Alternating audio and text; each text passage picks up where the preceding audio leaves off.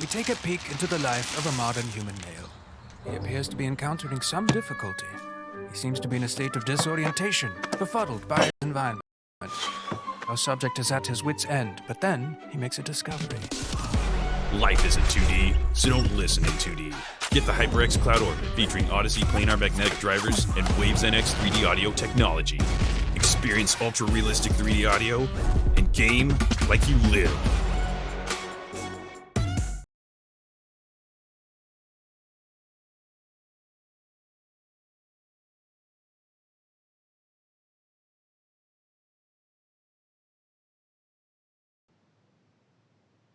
Welcome to the Virtual Industry Pro Summit for Esports, Day 9. Today it's all about Syracuse University and showing you how students are leading the way in esports. I'm Shaz Nasser, your digital advisor for Microsoft, and I'll be your MC today alongside Dustin. A major thank you for all our partners, Microsoft and Games for Change for planning, HyperX for their sponsorship. Make sure you look down the link below for your discounts, and Greenlit for the production quality. Of course, none of this would be possible without the city of Syracuse and the University of Syracuse bringing this all together. Now remember, there's an EGF esports tournament. 41 teams are fighting for Rocket League greatness. Make sure you check out their Mixer channel to watch the tournament every day at 5 p.m. Eastern. Now today, as I said, it's all about Syracuse University. So we got three really special organizations coming together. The first one is the Newhouse School of Public Communications. They're long recognized as one of the elite schools of mass communication. Newhouse embraces virtually every known form of information dissemination. Programs are rooted in the liberal arts, while you get to learn how to manage and produce for mass media and other areas of public communications. We also have the David B. Falk College of Sport and Human Dynamics. Social justice principles are at the foundation of programs in a whole host of different programming, from exercise science to food studies to human development to family science. Academics, service learning projects, internships, and research opportunities, immersion, travel experiences, and clubs that are all connected to these major opportunities to help prepare students for careers to make a difference in communities where they work and live. And last but not least, we have the School of Information Studies, iSchool, the nation's original information school. Syracuse's iSchool continues to be a leader in preparing students for a fast-paced digital future by teaching the technology, communication, and management and design skills necessary to develop solutions for any industry or launch their own startup. But first, we have a special message today, so please, let's roll the tape. Hi, everybody. I'm Onondaga County Executive Ryan McMahon, and I'm so proud to be here today to talk about our Syracuse Surge Initiative, a partnership between Syracuse University, the City of Syracuse, Onondaga County, and Microsoft. When we look at this digital alliance, we're working together to innovate and to provide new learning opportunities for Syracuse students and create jobs and economic opportunity in Onondaga County.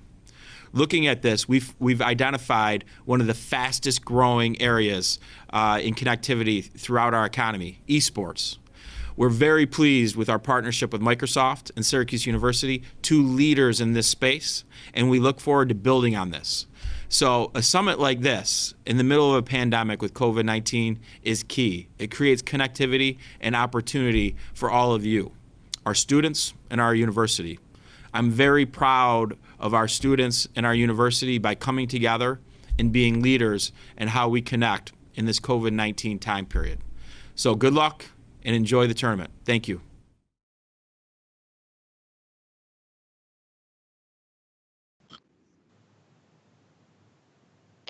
Thank you so much. That was a great message, and really grateful to see that visionary leadership there.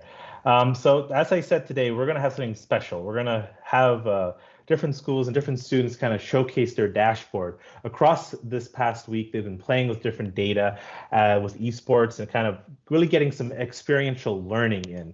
So first up, I would love invite the Falk College to kind of share your screen, and he'll go through kind of what he learned and best practices and his dashboard.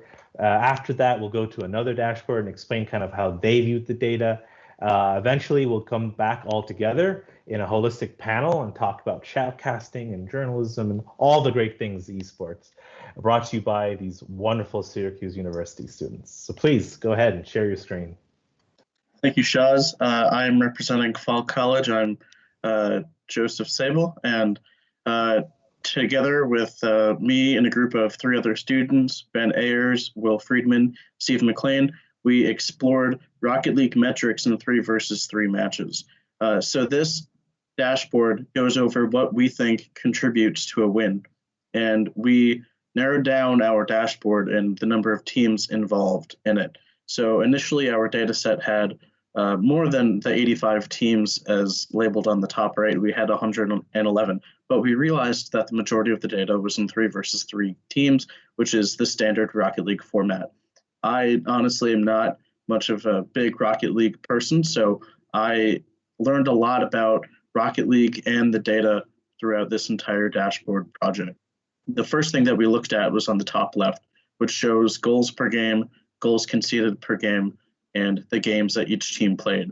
We have a fully anonymized list of teams, and of those, the team that had the most amount of games played was Team 86 with 27. And we think that's really important because it shows that the majority of the teams in the data set don't really have a large sample size. So we needed to compile all of the data together to get a better understanding of the different aspects of Rocket League.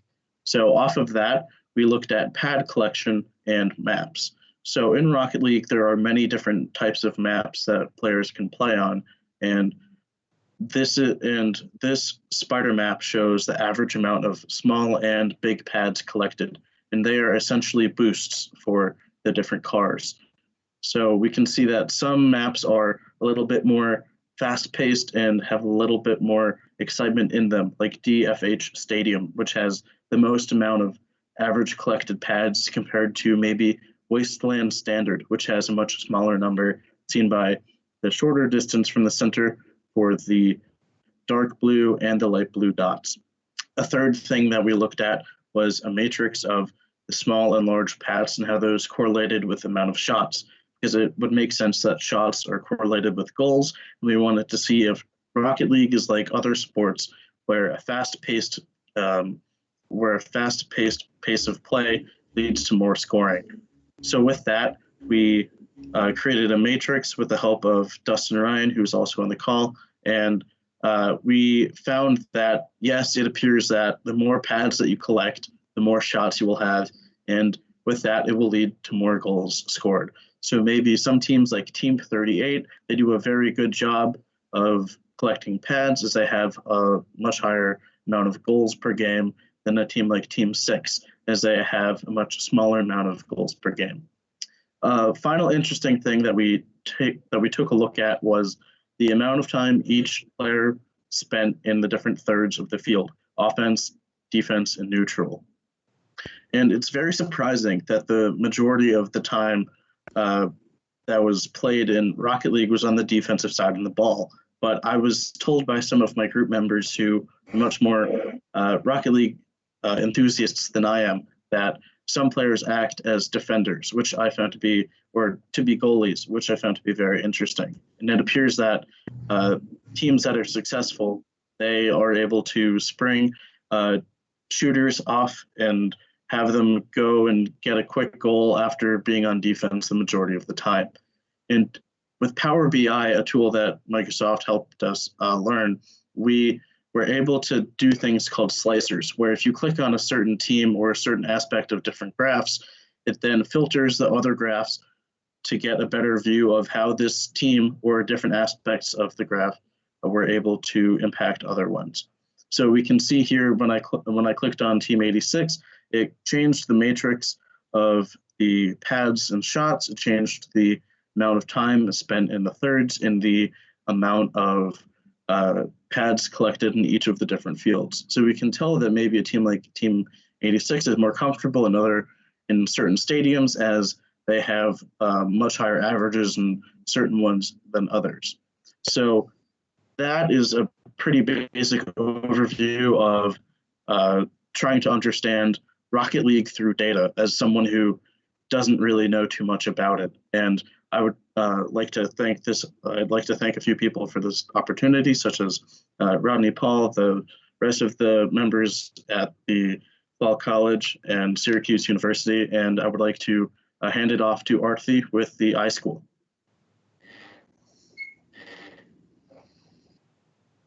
Hi, Joseph. That was really great. I really loved your insights from your dashboard, and I'm really excited to show you guys what we've come up with as well. We took a slightly different take on our dashboard. So let me pull it up right here.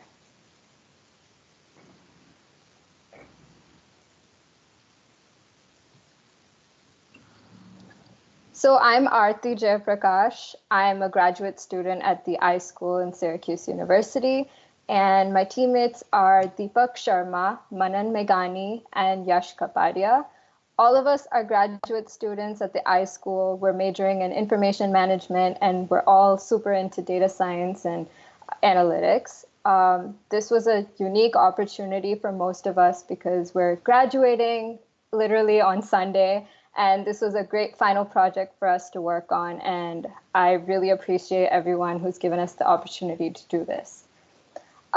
So first and foremost, our dashboard essentially is to help players try to determine which cars could be used to benefit their particular plays. So for instance, you could be more on the defensive side, you could be more on the offensive side, and there could be certain cars which would benefit you for these different cases. So we have 4 main visualizations here. The one in the lower right-hand side corner tells us which cars were the most popular. And we can see that Octane, Fennec, and Dominus were the most popularly used cars in Rocket League. And be it for winning or losing, these were the most popular, but we don't really understand whether they're being used by the top teams or not. So the graph above shows us the different teams and what the top teams are. So if you look at team 104, we can see that they have a 77.8% win, which means that of the total matches they've played, they've won like 77.8%, which is like amazing. So if we further click on team 104, we can see that they used cars Fennec and Octane, which were one of the most popular cars, which we had seen before.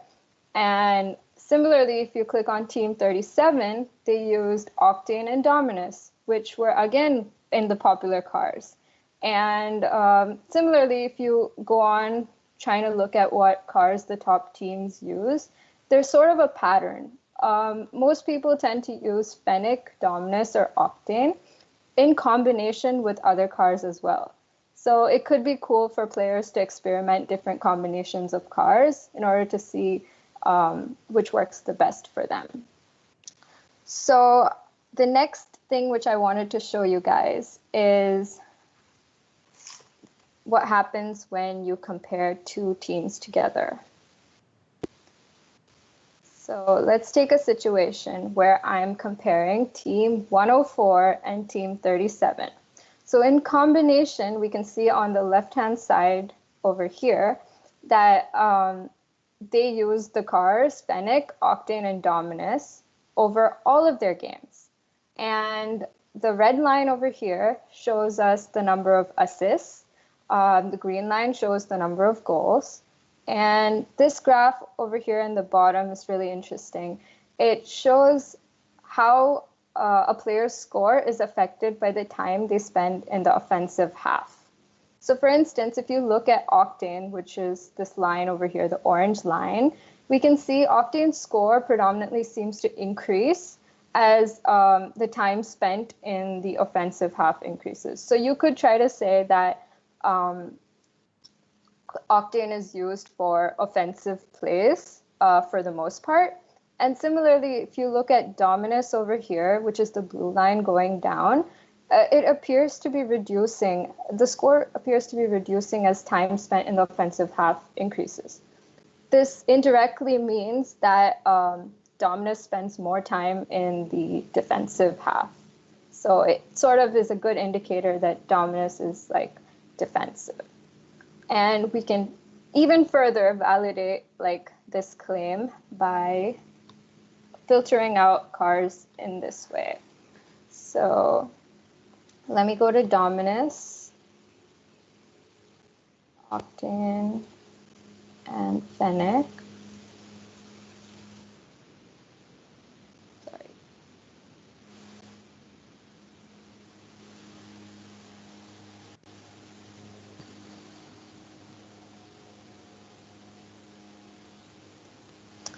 Yeah.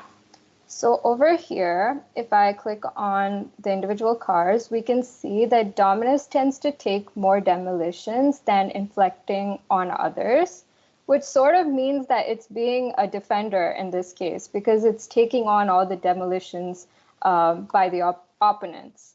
And similarly, Octane takes on as much as it inflicts, so it could be used either for defensive or offensive plays.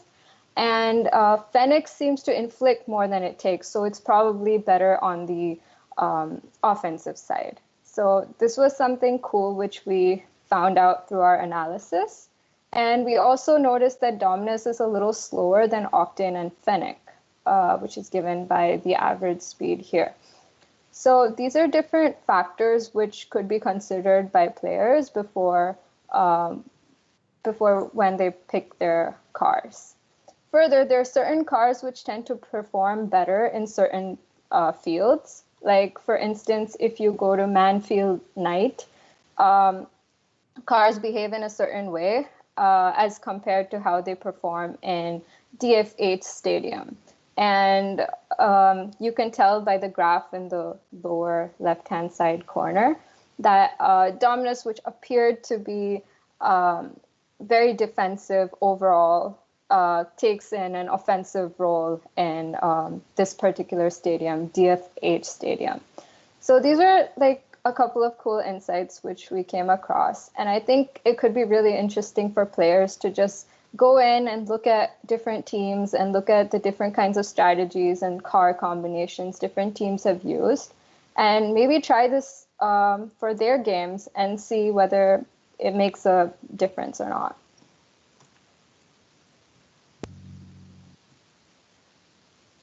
Yep, so I'm gonna pass it on. Thank you, guys.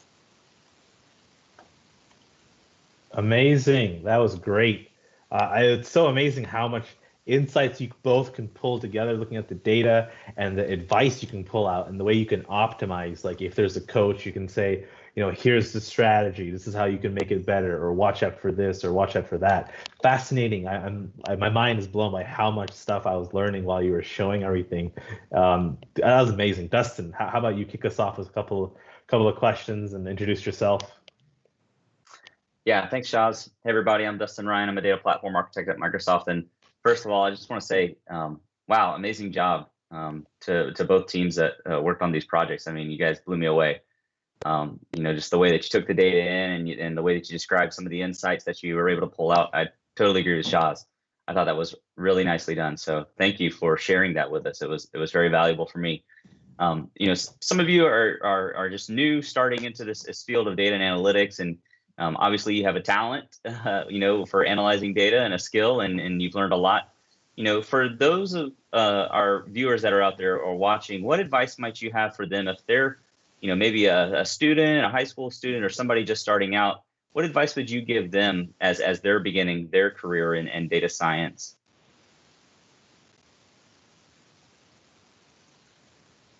Feel free, just anybody, just jump in here and you know, share your thoughts here. I think it'll be interesting to discuss this.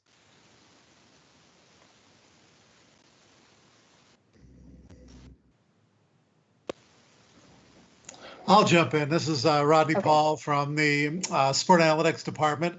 And I think that any of the high school students that are watching, just to be able to, love data and love sports, just be able to immerse yourself in the things that are out there, immerse yourself in the things that you love, be able to follow your passion and be able to try to find people that you can be able to mimic and see what's out there, like the excellent students that we just saw here. You learn so much by being able to be exposed to the things that are out there. And in a world like we have today, you can see so much of that online that it's easy for you, even under our current circumstances that we have today, to start to explore that now and be able to get ahead of the game.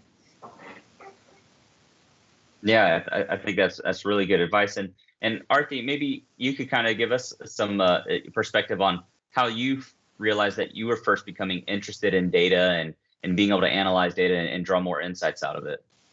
I think for me, my journey started when I was reading like mystery novels and I was watching all sorts of thrillers. I would be really interested in making my own hypothesis on like, who's the bad guy in the movie or something like that. And I would try to find out all the patterns in between and try to catch on to all the clues. And I think data science is very similar to that in that aspect. Like, it's literally like finding out different patterns and seeing why something happens or different reasons which contribute to something happening. And I think it's really interesting to just analyze patterns like that. Mm-hmm. And that's sort of why I got into data science. It made me be a detective in my own way. Very cool. And the kind of the common theme that I heard when Rodney was talking, and then you, Arti, is it sounds like, at the root of this, there's this kind of healthy curiosity and what kind of secrets are locked away in the data, and then how do you expose that? I think asking the right questions is what somebody at like a high school level could think about, like being curious, asking questions, finding out why something happens. All of these are like really good skills to like look to. Yeah, I think that's really great, and that's very interesting. Joseph, is there anything that maybe kind of drove you to be interested in this field of data and analytics? Something that you kind of point back to and say, "Wow, that was kind of when I started to realize that maybe I should think about pursuing a career in this." Yeah, absolutely. So my journey at Syracuse was definitely unique for everyone. At the time that it started, I was able to be a part of the first ever sport analytics major in the entire country, and I was in the first freshman class ever. So I didn't really know what I was getting myself into. I knew that I liked sports and statistics and things like that. But what I learned very early on was how much of a data science background there is in sport analytics professionals in the real world and not just in my major. So I knew that if this is something that I wanted to do, I should try to do it to the best of my ability. So I was very fortunate to be able to graduate in 3 years and get started on my applied data science master's in the fall. So you can come from any sort of background that has statistics or analytics in a part of it, and you can take that, mold it to however you feel like you see fit, and then you can apply whatever you want into it. And I just think it's very interesting, all of the different backgrounds that everyone has and what people can go do with them. I love that. That's fascinating. I couldn't agree more. In terms of what I'm hearing is it's all about the curiosity. So it's not just about, okay, be good at math and then you'll be a data science. It's like you'll have to have some of the human aspects and human drive. So shifting gears a bit about shoutcasting. So I remember back in my day, in grade school, people used to dream about being a police officer or a firefighter. When did shoutcasting become cool? How's it a career? I mean, I'm amazed by that. Jacob, how about you could tell us a bit more about yourself and what you did this week and where you want to go with it? Well, my name's Jacob Kronberg. As you just said, I'm from the SI Newhouse School of Public Communications. I'm an undergrad broadcast and digital journalism major. And this week I got to, thanks to Microsoft and Syracuse, get my first attempt at shoutcasting through the EGF Rocket League tournament that's been going on with all the colleges. And shoutcasting has just kind of grown as esports have, and I think it's really taken a next step during this pandemic because the traditional sports aren't happening. It's as simple as that. But these esports and the tournaments are still going on. So it's being able to get into that like niche market right now and have an opportunity to really do it from wherever. When you're calling a game, traditionally you have to be on site if you're doing like baseball or lacrosse. But I called Rocket League last night from my living room, which was pretty cool, with 3 other people that were in 3 different parts of the country. So it's just kind of grown as the world of esports has continued to grow, and I think it's going to kind of stay on a parallel path that way. And then I guess in terms of the you mentioned journalism, in terms of the differences between sportcasting and shoutcasting, where do you see that overlap and how that works out together? I know a lot of parents out there are like a bit skeptical. What do you mean? Like, I don't think talking about sports is a career, but like clearly it is. So just tell us a bit more about the overlaps of the skill sets you're learning today and how that helped you with sportcasting. Well, everything that I've learned in terms of preparation, and all the work is really done, or 90% of the work is done before you go on the air for something, and that holds true to both the traditional sport and then into the esports. Personally, I'm not a big esports player. I play 2K once in a while, maybe MLB The Show.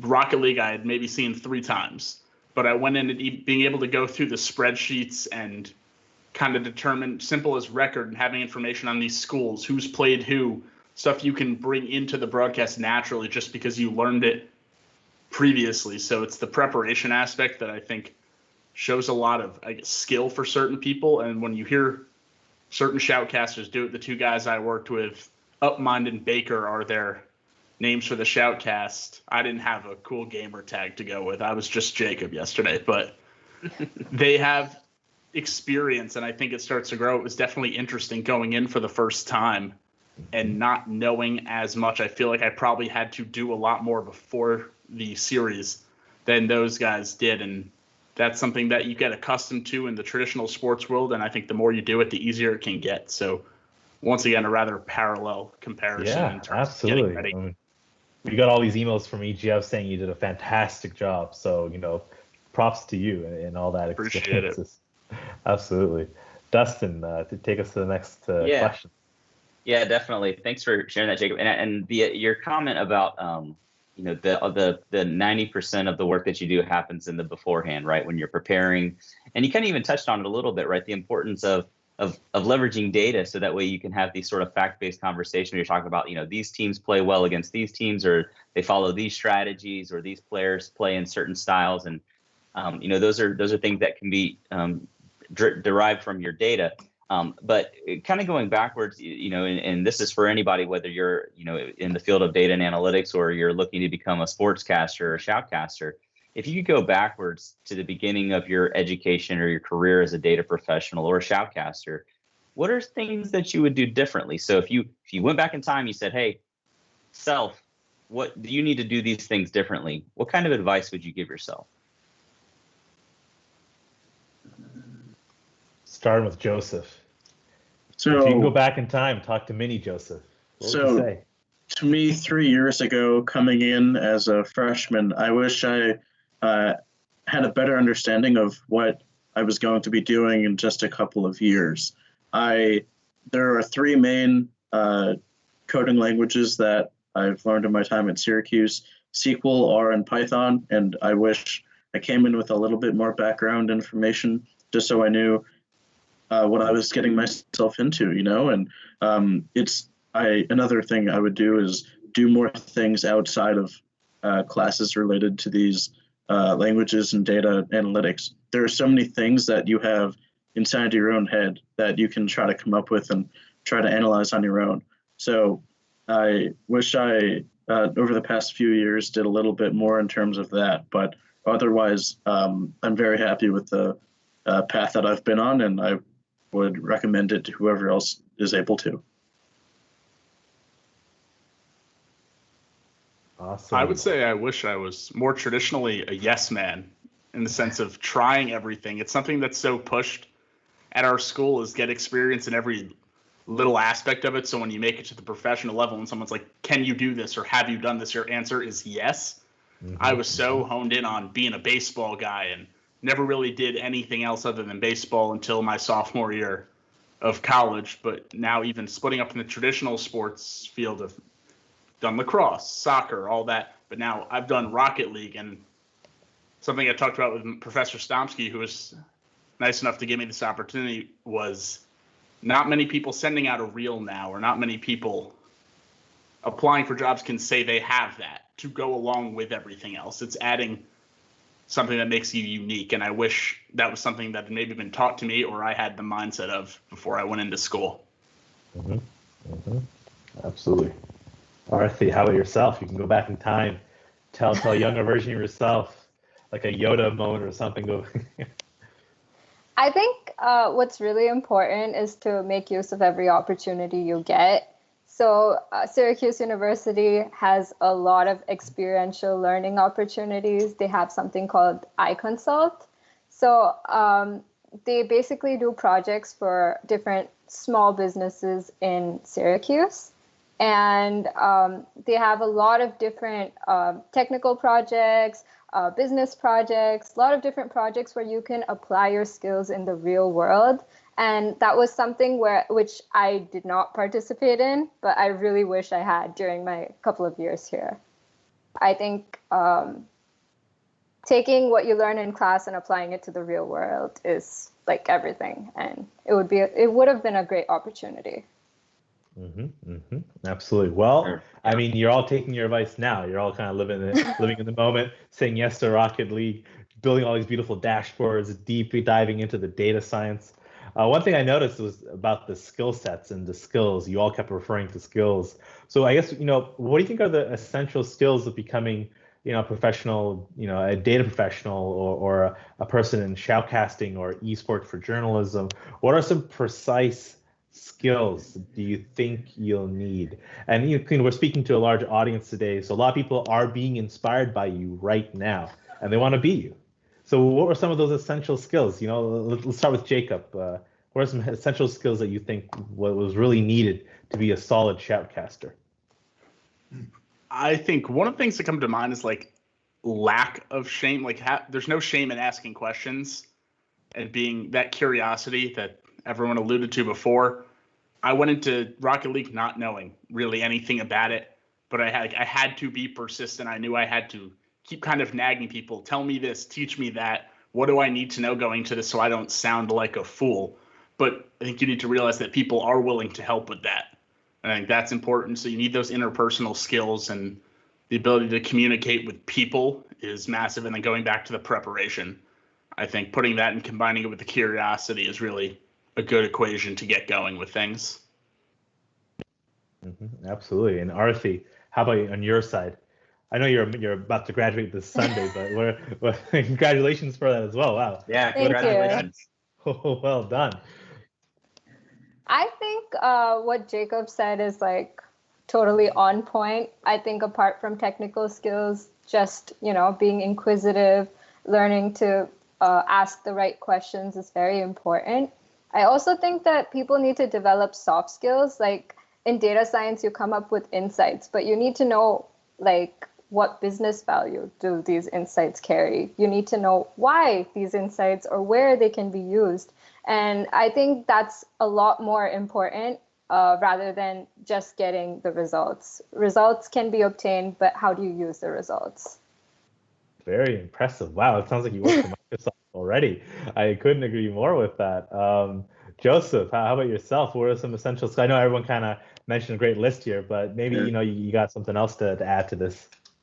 So I'm going to go in a fairly similar vein in terms of asking questions, but a very important skill that I learned this past summer was you need to learn how to Google things if you don't know them, and if people can't help you. Google is such an amazing tool for all things data, and then in all other places as well, for various types of soft skills as well, or if you are building a PowerPoint to show to another person in your company. If you want to incorporate a Power BI dashboard, how would you go about putting that into a PowerPoint presentation? So Google is something that was beat into my head because I couldn't always ask upper management in my company, in the company that I worked for, things that I wanted to know. But it's just very important. I'm loving what I'm hearing. Cool. Yeah. See, what I love about this conversation, that it's not like you must learn this coding language or to be Yeah. relevant. It's not that mindset has to change. It's not like everyone learned Python, everyone gets paid very well, society is better. It's these quote unquote soft skills, or I like to call essential skills, that are so critical to help pave that path in terms of your career trajectory and where you want to go, regardless of data science or journalism, things like that. It's absolutely fascinating. Yeah. This has kind of led me to some thoughts, thinking of my own career. When I first began, someone told me, the technical things you can learn. You can go learn Python, you can go learn R, you can learn stats, you can learn sportscasting, you learn those types of things. It's the curiosity and the passion for, whatever you happen to be interested in. You can't make someone be passionate about something, but if you're naturally passionate or curious about something, then that becomes sort of a driving force, and can help you be successful in the thing that you are passionate in. And I think that, all three of you, Jacob and Arthi and Joseph, you all kind of touched on that, the curiosity and the passion. And certainly you've put in the time for the schooling to learn the technical things that you need to know. But now you're really capitalizing on that knowledge because you have passion, this natural passion and curiosity. And so it's really, really kind of exciting and inspiring, I think, for everybody to see that come through. We kind of talked about, and you guys talked about, what are the skills or traits that maybe you think would make a good data scientist or a data professional or a sportscaster or shoutcaster. But as we know, things can change very, very quickly, right? Thinking of this past year so far, right? Nobody expected this. But looking forward into the future, how do you maybe think the in-demand skills might change for your professional area? You think, over the next 5 to 10 years, nobody knows what that will look like. But how might you think that the skills required of you could potentially change in the foreseeable future? I'll jump into this first. I think that learning how to communicate, not just in person, but also across different mediums like Zoom or Microsoft Teams, those are just invaluable in terms of getting work done now, during the pandemic and also in the future. I could totally see a situation where companies decide, hey, maybe we don't want to have giant offices, but you still have to have meetings with other people in your department. So learning how to communicate well and effectively is going to be extremely important.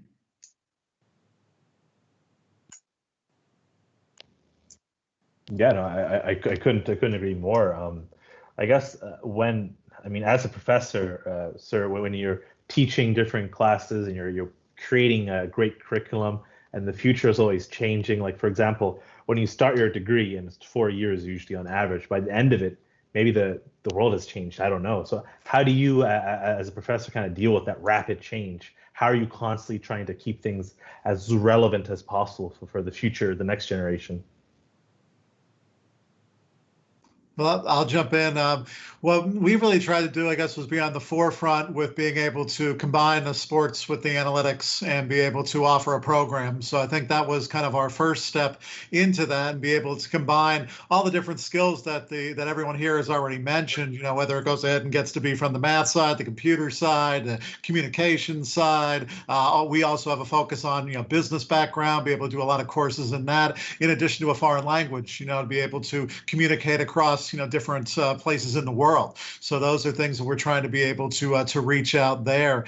And I think it's just trying to be able to stay on the wave, or be able to stay ahead of it by being able to see what's hot and then be able to apply it to different places. I mean, you don't necessarily have to completely innovate. You can find something that's going well in section X and apply it to section Y. So we talk about that in sports, that someone learns something about basketball. Well, somebody can find a really clever way to apply that to hockey, or be able to apply that to soccer, or like what the students had to do this week, and be able to get a chance to apply it to esports. And even if they haven't seen it before, you take your approach from somewhere else and see if you can apply it here. And I think those things get to be really an exciting way to be able to move forward.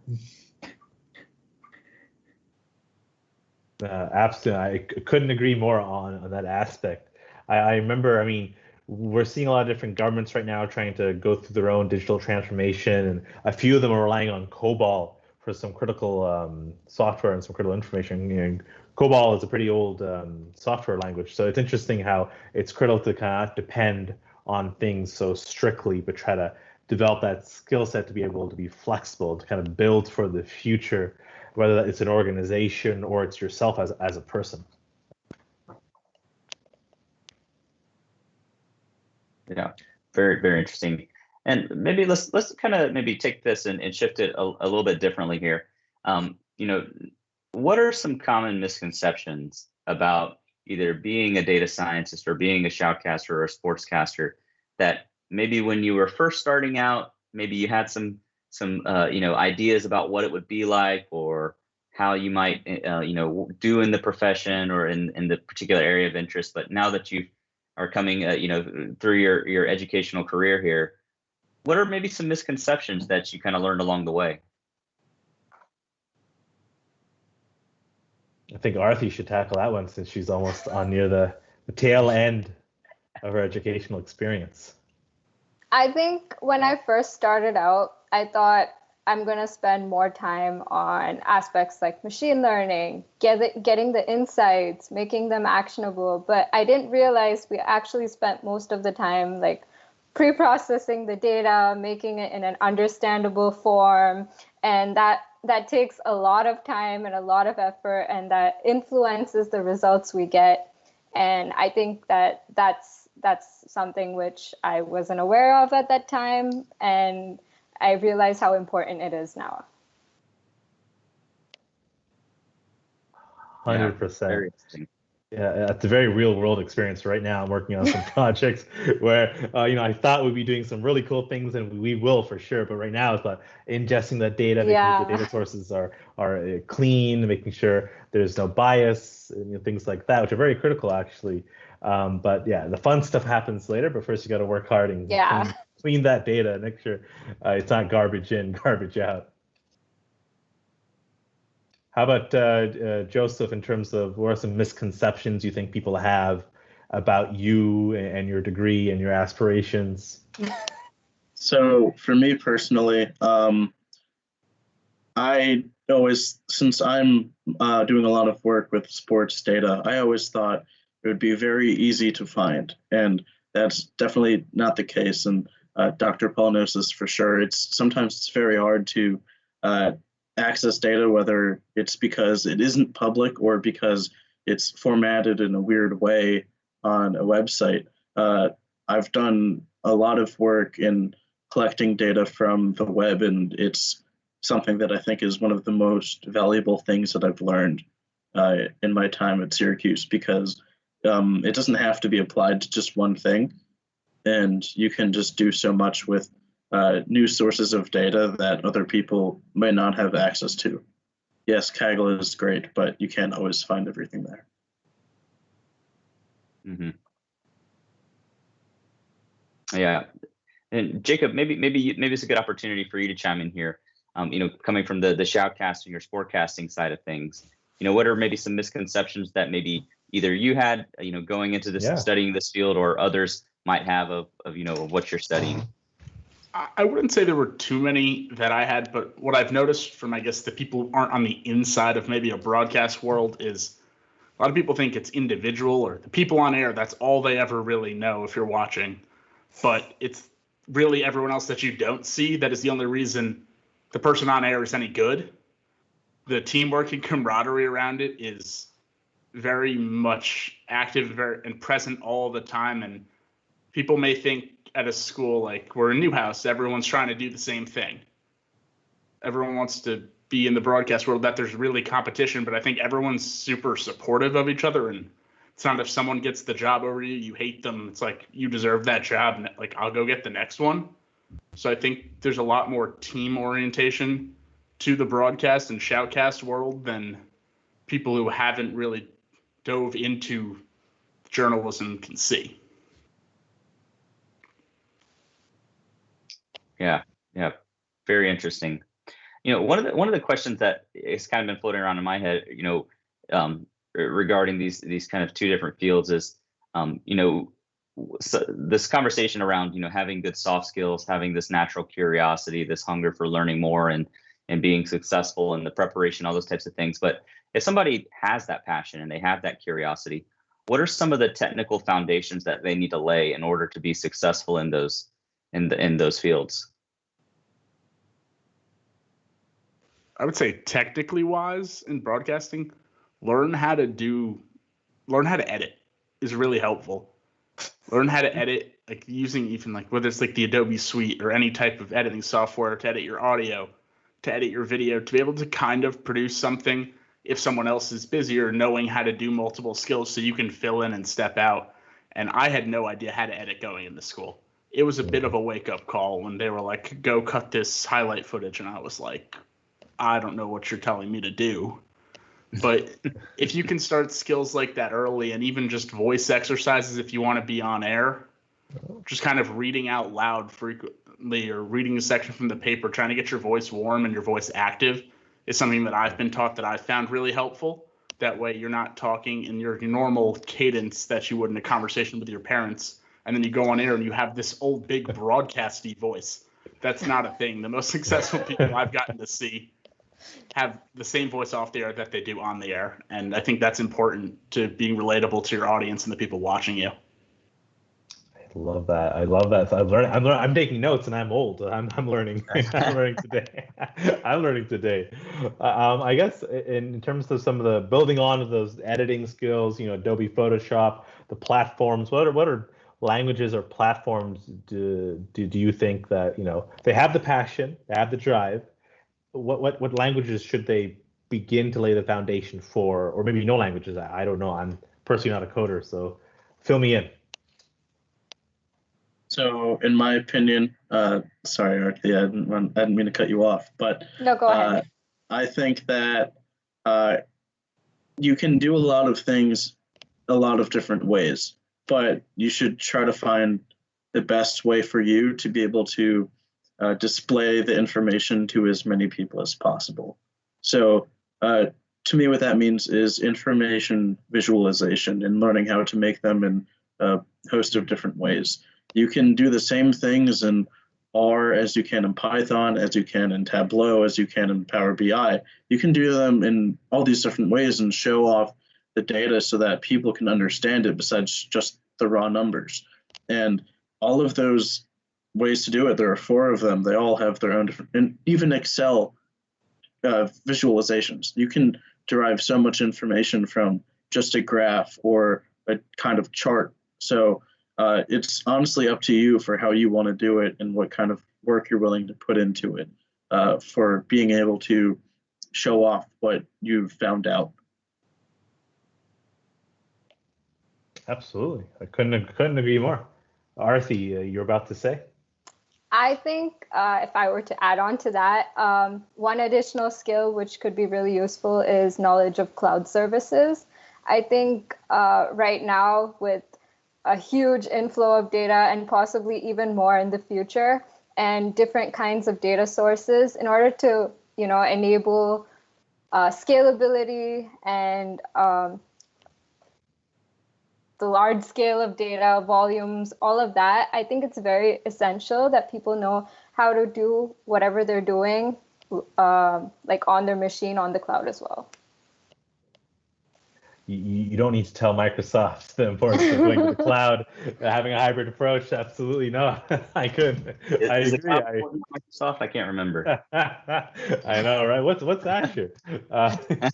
This one's to Professor. I mean, your role is about shaping the minds of the future, and especially within terms of data science. And what I'm hearing, especially with journalism as well, there's a hot topic, and I think it's critical, about the diversity and inclusion and accessibility angle. In terms of, I've seen a lot of horror stories with data modeling where they use the wrong data, and it kind of just it begins to scale a past that's flawed. So then how are you all, because you're all the future here, how are you all kind of trying to be more inclusive in what you're doing? How are you trying to let more voices into the table? How are you trying to empower others that may not have a chance to speak up? And then also more on the hard set, what's the advice you have for future data scientists? Like what are the basics to ensuring your data is clean? I think we should find out whether it's biased. So by bias, I mean whether it represents a certain population and not another population, or whether there are certain patterns which make it seem like there's some sort of favoritism going on, and we should try to, avoid that. Yeah, I think really you can start to be able to get to a point where you learn that data can tell lies too. And so what happens is that, to not go ahead and be able to fall into the trap of being able to have one mindset that says my outcome is going to be X, I have to get to X. That's what gets people in the most trouble, in any aspect of life that we're dealing with in terms of data. And I think the open-mindedness and being able to bring in both on the front end and on the back end that diversity, so that in terms of building models and thinking about how we collect data to get the input, but also in terms of how we interpret the results so that you can come up with a better model, you can come up with better insights. So it needs to be at all aspects of this process to be able to have those different points of view. Mm-hmm, mm-hmm. Joseph? So I think it's very good to make sure that your outcomes are as accessible to as many people as possible, especially those for who the data impacts the most. So something that I've been trying to do with a lot of the data I've been working with is to make it colorblind friendly. I know some people who personally are colorblind, and you never know who is going to see your data if it's public. So for me personally, with graphs and charts I've done for various things, I'm trying to use certain color palettes that are as available to as many people as possible, and I'm trying to make sure that nothing is too difficult to read or to understand. Wow, that's 100% on point. It's exactly how we need to be thinking about. And I think, to me, it's about that experiential learning. I think it comes down to everything that I just heard are stuff you learn about when you go out and do things.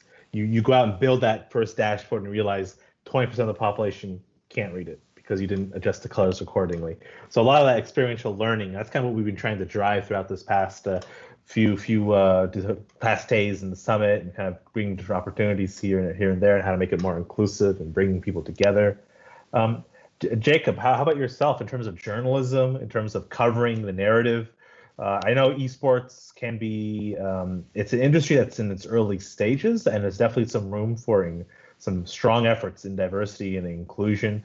What role do you think journalism and esports, since the world is kind of all of a sudden putting a spotlight on esports, but, the great stuff is there, but also some of the opportunities to learn. So where do you think journalists can play a role in trying to acting as a disinfecting and helping esports be a bit more inclusive?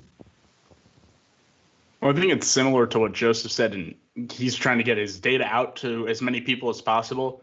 You need to just keep posting and writing about it and having those events that a journalist can go cover or call, because, like you said, it's in its early stages. It's very niche right now. Like, it has had some ESPN appearances, but it's not like football on NBC. Like, anyone can tune in and sit there or watch the Super Bowl. You need it to be more accessible. I don't think many teenagers or young adults have Twitch, where a lot of it is streamed. So I think you need to promote its platforms as well as the sport itself, and try and make those characters more relatable. Something I took an esport management class in Falk actually this semester. Wow. And one of the things we talked about a lot, and a possible issue, is in traditional sports, it's really easy for a human to relate to a human. Sometimes it's really hard for a human to relate to an avatar or something in the game. So you need to make the personality grow, or make the characters in the game more relatable to the humans on the outside. 100%. That's really profound. I'm thinking of all the famous athletes that we all think about. Yes, of course, they're winners, but there's a story. and we want to be a part of that story. The Last Dance with Michael Jordan, David Beckham, Roger Federer, Serena Williams, they're all number one in all their fields, but there's that story behind them. And I think that's true in terms of esports. We have to figure out, of course, deploying great shoutcasting skill sets and building narratives about who you are and having a cool esports name, all that stuff helps for sure. That's really fascinating. That's great. I think Dustin, I think it's clear that you and I need to go sign up and get some degrees at Syracuse University. This has been profound. This has been amazing. I'm learning so much. I never thought I would in terms of the diversity and inclusion and the esports experiences. And I know that EGF is having their own esports tournament right now, and Syracuse University is doing quite well. And later on, we'll hear a bit more about them in terms of what they're doing and how they're playing. But I guess my question is kind of for Dustin. When you were going through that training program you had with Power BI and helping the students kind of go through the loops and hoops, what made you want to do that? Because I don't think that's your core job skill set. I don't think you're designed to help students onboard onto a different dashboard. So what inspires you a bit to kind of do more things that are outside of your work lane, and tell us a bit more about that. Wow, so that is a good question, and we've only got like 4 minutes left here. I could talk a long time about why. I'll give you 2 minutes. 2 minutes like that. Yeah, so we have to condense this down to just a couple of minutes here. A long time ago, somebody invested in me and gave me the opportunity to be involved in a field that I had no previous skill set in. After I came out of college, before I started working with data, I was still trying to figure out what I was going to do. I actually studied graphic design in college, which, kind of seems very different than, working with data. But I always enjoyed working with computers. But somebody gave me the opportunity to learn.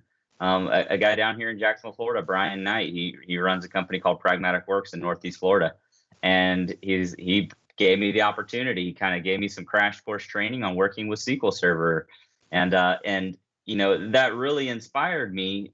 Once I became more established in my career and I continued to grow and move along in my career, I realized that I could also have that kind of impact on somebody's life, somebody that maybe would otherwise not have an opportunity to, work with data or be involved in information technology or work with databases, those kinds of things. And so I was really inspired. And so I began, became involved in, speaking and presenting and writing books and blogs and things. And so when I have an opportunity, like what we did last week with these amazing students at Syracuse, to just share a little bit, not that I'm an expert or anything, but I have experience and I have some knowledge, and what little bit that I have, I'm willing to share with anybody that will listen if it could help them, if they think it's helpful to them. And so having the opportunity to just sit with these students and say, hey, here's how you can use Power BI to leverage your data. And who knows? I mean, these are really bright people. They're extremely intelligent. So they're going to have opportunities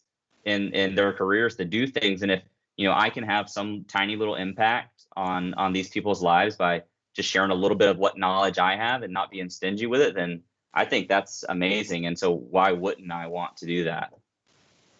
Absolutely. I couldn't agree more. I think it's that understanding that we need to give back and pay it forward, and creating these experiential learning opportunities using esports as an example. I think that's what's going to help everyone involved learn and grow and build their careers. So the next time someone says esports, that's nothing. Like, well, that's just playing games. What are you talking about? I think we've learned in these past 9 days that actually esports is one of the most amazing cutting edge programs that can empower tens of thousands of students who didn't think they had a career in journalism, but they do, who didn't think they had a career in data analytics, but they do. So that's why I think we're doing this, kind of bringing it all together with Microsoft and Syracuse University. I mean, that's all the time we have here for today. So thank you all so much. That was a great experience. I learned so much from everyone.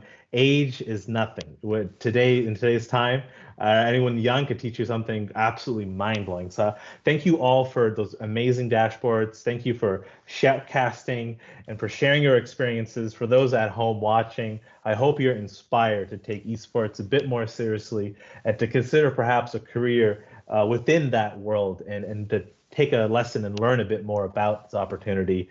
Now, we're not done yet because there's one more day left. Day 10, which is on Sunday at 4 p.m. We're going to kind of bring it all together, bring back the moderators, Greg and Caddy, and talk really about the lessons learned and kind of pull out the different messages and key lessons and kind of wrap it up for you, the student, to better understand, okay, the last 10 days has been a lot of information.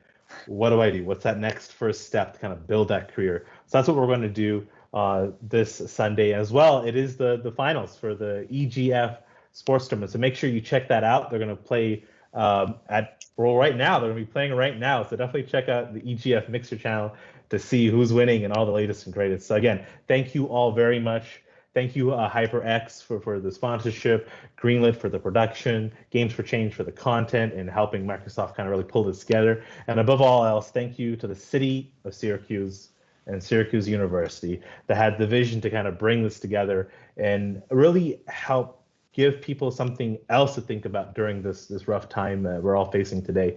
So I thank you all sincerely very much. Thank you.